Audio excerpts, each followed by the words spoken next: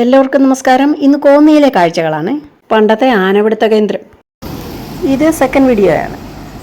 നമ്മൾ ഇപ്പം വന്നേക്കുന്നത് കോന്നി എക്കോ ടൂറിസത്തിലേക്കാണ്.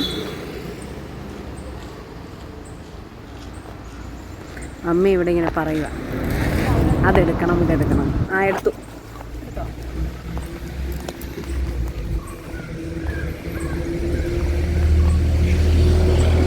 നല്ല പ്രകൃതി രമണീയമായ സ്ഥലമാണ്.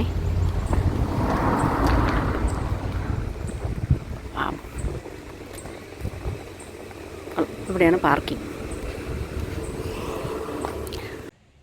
ഈ കാണുന്ന കൂട്ടിലാണ് താപ്പാനകൾ മെരുക്കിക്കൊണ്ടുവരുന്ന ആനകളെ പാർപ്പിച്ചിരുന്ന ആദ്യഘട്ടത്തിൽ. ഒരു തരത്തിലും ആനയ്ക്ക് പൊളിച്ചിറങ്ങാൻ പറ്റുകയില്ലാത്ത വിധത്തിലുള്ള കൂടാണിത്. അത്തരത്തിലുള്ള സ്ട്രോങ്ങായ മരത്തിൻ്റെ തടിയാണ് ഉപയോഗിച്ചിരിക്കുന്നത്. പിന്നെ ഇവിടെ ഒരു പാർക്ക് കൂടിയുണ്ട്. ഫാമിലി ആയിട്ട് വരുന്നവർക്ക് കുറച്ച് സമയം ചിലവഴിച്ചിട്ട് പോകാം. ഇവിടുത്തെ മ്യൂസിയമാണേ മുമ്പിൽ കാണുന്നത്. ഇത് ഈ ആനപിടുത്ത കേന്ദ്രത്തെ പറ്റിയുള്ള ഹിസ്റ്ററിയാണ് ആ ബോർഡിലുള്ളത്. രാജാക്കന്മാരുടെ ഭരണകാലത്ത് തന്നെ, അതായത് 1800കളുടെ ആദ്യകാലത്ത് തന്നെ ഇവിടെ ആനപിടുത്തം ഉണ്ടായിരുന്നു. പിന്നീട് അത് കാലങ്ങളായിട്ട് തുടരുകയും 1970കളിൽ ആനപിടുത്തം നിരോധിക്കപ്പെടുകയും ചെയ്തതോടെ അത് നിന്നു. കുറച്ച് ആനകൾ മാത്രമേ ഇപ്പോഴുള്ളൂ. പക്ഷേ ഇതിൻ്റെ ഹിസ്റ്ററി പറയുന്ന ഒരു 3D ഷോ ഇവിടെയുണ്ട്. ഇനി നമുക്ക് ആ മ്യൂസിയത്തിലേക്ക് പോകാം. ഇനിയുള്ളത് ആനയെ പിടിക്കുവാൻ ഉപയോഗിച്ചിരുന്ന പല ഉപകരണങ്ങളാണ്. ആന നടക്കുമ്പോൾ കാലിൽ ക്ഷതവേക്കാൻ വേണ്ടി ആനയുടെ വഴിത്താരയിൽ സ്ഥാപിക്കുന്ന ഉപകരണം, മുള്ളുള്ള ഉപകരണം. അടുത്തത് കാലിൽ ഇറുക്കി പിടിക്കാൻ വേണ്ടിയുള്ള മുള്ളുള്ള ഉപകരണം. ഇതാണ് അങ്കുശം. അങ്കുശം അഥവാ ആനത്തോട്ടി, അതായത് കാട്ടാനയെ മെരുക്കി എടുക്കുന്ന വഴി അത് ഉപദ്രവിക്കാതിരിക്കാൻ പാപ്പാനുള്ള ഒരു കൺട്രോൾ മെഷറാണ്. ഉപദ്രവിക്കുന്നതിന് മുമ്പേ കൺട്രോൾ ചെയ്യുക. അങ്കുശമില്ലാത്ത ചാവല്യമേ നിന്നെ അങ്കനെ എന്ന് വിളിക്കട്ടെ ഞാനെന്ന് ചങ്ങമ്പുഴ രമണന് വേണ്ടി പാടിയതിപ്പോൾ ഓർത്തു പോകുന്നു. ഈ ആനപിടുത്തം എന്ന് പറയുന്നത് ഒരു റിസ്ക് പിടിച്ച പരിപാടിയാണല്ലോ.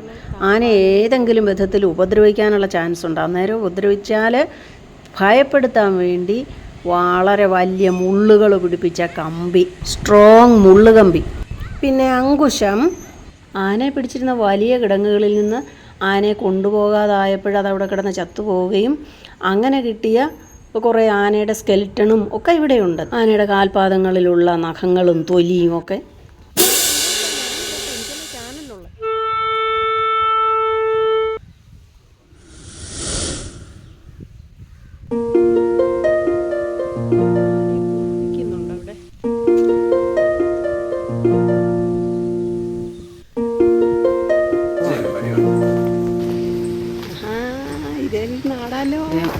ഊഞ്ഞാലാണ് ഒരു ചേട്ടൻ അവിടെ ഊഞ്ഞാലാണ്. ഈ കൂടിനകത്ത് പല പല കമ്പാർട്ട്മെന്റ്സ് ഉണ്ട് കേട്ടോ. ആനകളെല്ലാം ഒന്നിച്ചല്ല നിൽക്കുന്നത്. നാട് ചവിട്ടിയിട്ട്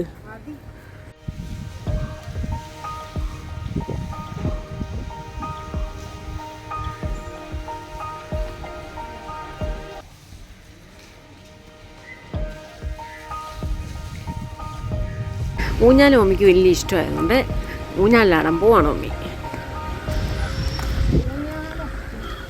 പറഞ്ഞു. ഞാൻ പിടിച്ചേക്കാം. ഇത് 2 പേർക്ക് ഒന്നിച്ചിരി നാടാവുന്ന വലിപ്പമുള്ളതാണ്.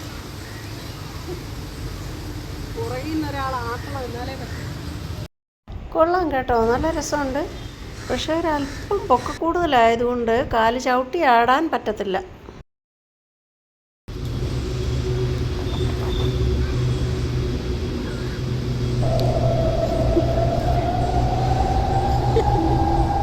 എന്താ ഒരു സന്തോഷം.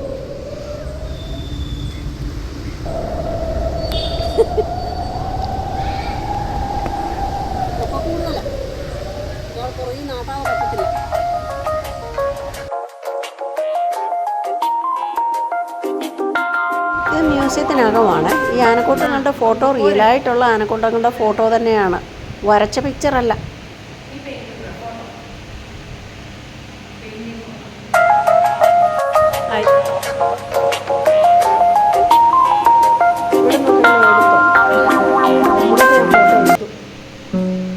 ഇത് ഒറിജിനൽ ആനയുടെ ഒരു സ്കെലിട്ടൺ ആണ്, കൊമ്പൊഴിച്ച്.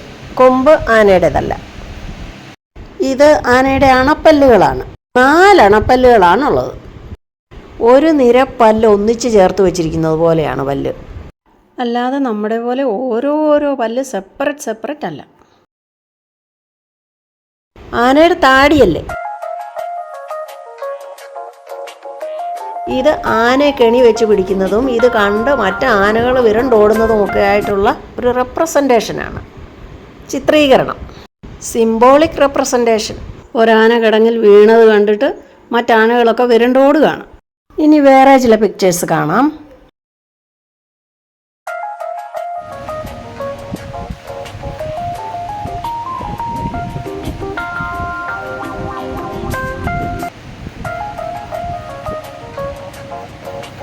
ഇത് കണ്ട റിയൽ എലഫൻ്റ് ആണെന്ന് തോന്നും, പക്ഷേ അത് ആർട്ടിഫിഷ്യലാണ്. ഇതൊരു പിക്ചറല്ല, സ്റ്റാച്യു ആണ്. ഇതവിടെ ഒരു ആർട്ട് ഗാലറി ഉണ്ടെന്ന് പറഞ്ഞിരുന്നില്ലേ, അതിൻ്റെതാണ്. അതിൻ്റെ വീഡിയോ ഞാൻ നേരത്തെ ചെയ്തിരുന്നു. ഇത് നേരത്തെ വീഡിയോയുടെ ബാക്കി ഭാഗമാണ്, 2ാം ഭാഗം.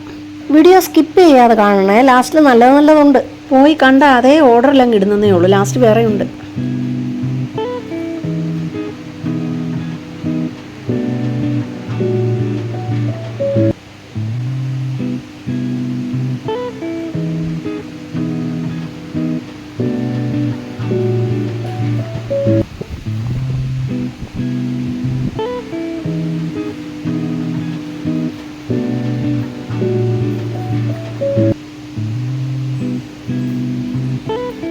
Please like, comment on and subscribe. Video പോയി, എവിടെ ടച്ച് ഉണ്ടെന്ന് എനിക്കറിയത്തില്ല. 1 2 3 കാണിക്കുന്നുണ്ട് സെക്കൻഡ്സ്. ആട് പെട്ടെന്ന്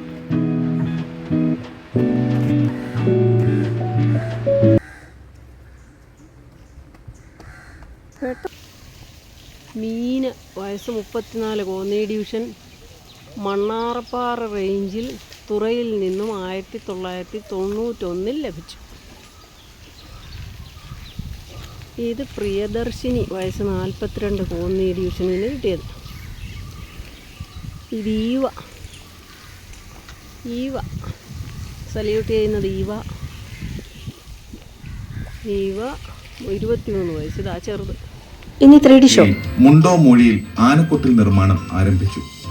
1877 ഇതിന്റെ പണി പൂർത്തീകരിക്കുകയും 9 വർഷത്തിനിടയിൽ 100ഓളം ആനകളെ പിടിക്കുകയും ചെയ്തു.